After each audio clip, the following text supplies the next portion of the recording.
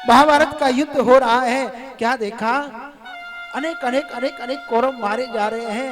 एक दिन दुर्योधन आया भीष्म के पास और आकर के कहता, दादा, व्यंगात्मक शब्दों में कहा, व्यंग किया, राजा मुझे लगता है भले ही आप युद्ध हमारी ओर से कर रहे हैं, लेकिन आपका प्रेम, आपका स्नेह, आपकी निष्ठा पांडवों की तरफ है।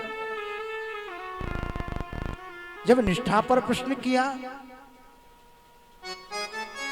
तो भीष्म व्यंग को देख करके कहने लगे, दुर्योधन, जहां मैं प्रतिज्ञा करता हूं, कल से एक एक पांडव का वध करना प्रारंभ कर दूंगा। जो ही ये प्रतिज्ञा सुनी महाराज, पांडवों ने सुनी ये प्रतिज्ञा, अब तो महाराज पांडव तो भगवान के भरोसे उन्हें चिंता नहीं हुई, लेकिन ये चिंता परमात्मा को हुई।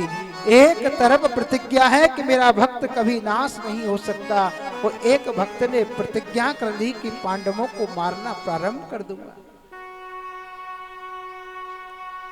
भगवान ने सोचा अब क्या होगा, अब कैसे होगा। अर्जुन को देखा, अर्जुन से कहा कि तुझे पता नहीं भीष्म ने प्रतिज्ञा की है। बोले मुझे कोई चिंता नहीं है, जब रथ की बागडोर तुम्हारे हाथों में सौंप दी तो जैसा तुम करें, जैसा तुम रखें, वैसा प्रभु मैं रहूं। अब जीवन का भार ही तुम्हारे हाथों में सौंप दिया, तो हार हो जीत हो उसकी मुझे चिंता नहीं। भगवान ने कहा इसका विश्वास पक्का है, अब इसका विश्वास कैसे तोड़ा जाए और भीष्म की प्रतिज्ञा को कैसे तोड़ा जाए। सामर्थ्य नहीं है कि भीष्म की प्रतिज्ञा को तोड़ दिया जाए। क्या किया जाए, एकांत में बैठे थे और एकांत में बैठे बैठे मन में विचार आया, द्रौपदी को लेकर के चलने लगे। प्रातः काल का समय है, दादा भीष्म जो है ध्यान मुद्रा में बैठे हुए, द्रौपदी को लेकर के भगवान जाने लगे। द्रौपदी से कहा मेरे साथ चलना होगा, एक कार्य है उसको पूर्ण करना होगा। कहाँ जाना है, बोले आपको मेरे साथ भर चलना। आज भक्त की प्रतिज्ञा का मान रखने के लिए भगवान जो है द्रौपदी को लेकर के चल पड़े और वहीं पर पहुंचे जहां पर दादा भीष्म ध्यान में बैठे हुए। क्या देखा, द्रौपदी ने जो पादुकाएं पहन रखी है ना, उनसे आवाज आ रही है। भगवान ने सोचा इनकी आवाज से कहीं आंखें खुल गई, कहीं ध्यान टूट गया, कहीं देख लिया तो सारा भेद खुल जाएगा। वो पादुकाएं उतरवाई हैं भगवान ने, और उतरवा करके अपने हृदय से लगा ली। भक्त की पादुकाएं हृदय से लगा ली और कहा द्रौपदी से, द्रौपदी जाओ बाबा को प्रणाम करके आओ।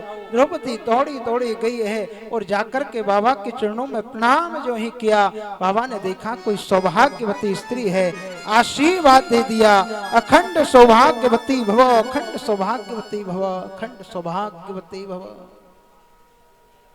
अब जो ही प्रणाम करके उठी तो देखा द्रौपदी है। भीष्म ने कहा ये कौन है, द्रौपदी कौन लाया तुझे यहाँ, कौन लेकर के आ गया। बोल नहीं बाबा, मैं तो ऐसे मेरा मन हुआ कि मैं आपको प्रणाम करके आऊं, ऐसे ही आ गया। भीष्म ने कहा नहीं नहीं नहीं नहीं नहीं, ऐसे नहीं आ सकती। बोले मेरे एक सखी है उसके साथ में आ गई, कोई सखी भी नहीं ला सकती, बता कौन लाया। जो ही दूर देखा भगवान हृदय से पादुका लगाए हुए खड़े हुए हैं। भीष्म ने कहा मैं तो पहले ही समझ गया था वो छलिया ही लेकर के आया होगा। अचानक से हाथ से वो पादुकाएं गिरी। मैं तो तभी कह रहा था कि ध्यान में कभी जो है मेरे पास आते हुए दिखाई पड़ते हैं, कभी जो है पादुकाएं नजर आती हैं। हे प्रभु, आज आपने ही मुझे छल लिया। कन्हैया दौड़े दौड़े आए, बाबा एक बात तो बताओ, कल आपने प्रतिज्ञा की है कि एक एक पांडव को मार दूंगा, एक एक पांडव का वध करूंगा, वो प्रतिज्ञा सच्ची होगी या जो अब आशीर्वाद दिया है कि सौभाग्यवती होने का, ये सच्चा होगा? क्योंकि दोनों में मेल नहीं है। अगर पांडवों का वध आपने किया तो द्रौपदी सौभाग्यवती होने का जो आशीर्वाद है वो सफल नहीं हो पाएगा। दादा भीष्म कहते हैं कन्हैया ये जो प्रतिज्ञा की थी ना मैंने वो जोश में की थी और आशीर्वाद दिया है, होश में दिया है। जोश की प्रतिज्ञा झूठी हो सकती है लेकिन होश का आशीर्वाद कभी असफल नहीं हो सकता।